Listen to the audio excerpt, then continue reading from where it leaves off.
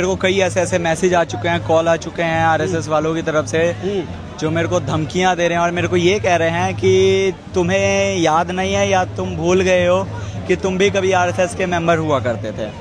तो मेरे को बिल्कुल याद है कि मैं उस संगठन का मेंबर हुआ करता था जो इस बच्चों के दर्द को नहीं समझ पा रही है। मैं उस गुंडों के संगठन का मेंबर हुआ करता था जो यहाँ पे 20 दिन से भूखे बच्चे हैं, वो हमारे सोनम सर भूखे प्यासे बैठे हुए थे, उनको ज़बरदस्ती उठा के लेके गई। मैं उस संगठन का मेंबर था जो धर्म के नाम पे लोगों को बांटती है, धर्म के नाम पे लोगों को एक दूसरे से लड़ाती है। मैं उस शर्मनाक संगठन का मेंबर था जो सिर्फ ये बोलती है कि इंडिया में सिर्फ हिंदू को होना चाहिए, बाकी कोई भी धर्म इंडिया में नहीं होना चाहिए, जो सबसे गलत है। भाई मैं इंसान हूँ, मेरे में क्या ऐसा दिख रहा है कि मैं हिंदू हूँ, मुसलमान हूँ, सिख हूँ, ईसाई हूँ? मैं हिंदुस्तानी हूँ भाई। कोई भी बंदा मेरे को यहाँ पे नहीं आके कह सकता कि भाई तुम्हारा धर्म क्या है, तुम्हारी जाति क्या है, तुम्हारा पात क्या है, तुम क्यों यहाँ पे आए हो। भाई मैं अपने ना देश को बचाने के लिए यहाँ पे आया हूँ। जो सिस्टम हमारा ख़राब हो रहा है ना भाई, जो यूथ 21 बच्चों की जान गई है ना भाई, उनके इंसाफ के लिए आया हूँ।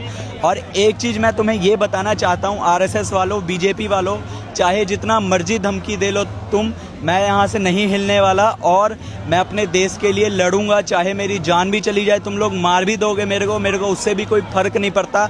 जैसे कि मैं यहाँ पे कई मीडिया वालों ने मेरा इंटरव्यू लिया और मैंने सबको कहा है अगर मैं मर भी जाऊँगा तो यहाँ जो लोग मेरी वीडियो देखेंगे वो बोलेंगे कि एक लड़का आया था अपना घर छोड़ के और देश की खातिर उसने अपना जान गंवा दिया।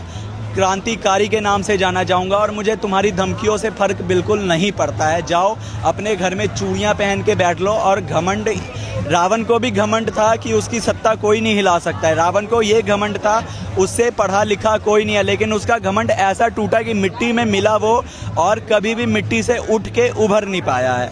तो इसीलिए तुम भी ऐसी मिट्टी में मिलोगे ना कि तुम्हारा नामो निशान मिट जाएगा। शर्म करो भाई, शर्म करो।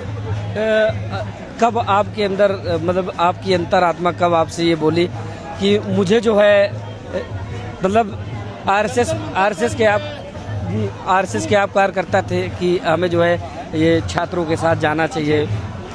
सर देखिए, मैं भी जब स्टार्टिंग में ये प्रोटेस्ट स्टार्ट हुआ था, मैं इतना फॉलो नहीं करता था क्योंकि मेरे को इतना नहीं पता था।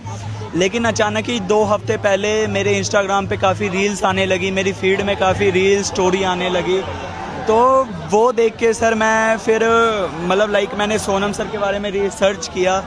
ऐसी महान शख्सियत वो है जो जिस बंदे के ऊपर मूवी बनी हुई है, जिस बंदे के ऊपर किताब लिखी हुई है, पूरे एशिया में उसका नाम गूंजता है। वर्ल्ड वाले दूसरे देश के लोग उस बंदे की किताब पढ़ाते हैं। देश की धरोहर जी, वो हमारे लिए कोहिनूर के हीरे से कम नहीं है। और उस बंदे के साथ तुम ऐसा व्यवहार कर रहे हो।